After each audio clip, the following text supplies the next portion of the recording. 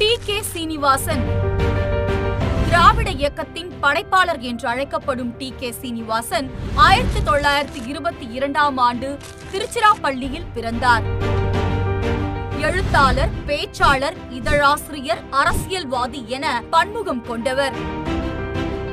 ஞாயிறு இலக்கிய கழகம் எனும் பெயரில் இலக்கிய அமைப்பையும் ஞாயிறு என கையெழுத்து இதழையும் நடத்தி வந்த டி.கே. சீனிவாசன் 1960 முதல் திமுகவின் பொதுக்குழு மற்றும் செயற்குழு உறுப்பினராகவும் இருந்தவர். கழகத்தின் பல்வேறு போராட்டங்களை முன்னிருந்து நடத்திய இவர் திமுகவின் மாநிலங்களவை உறுப்பினராகவும் மாநிலங்களவை கட்சி தலைவராகவும் தன் அரசியல் பணிகளை தொடர்ந்தார்.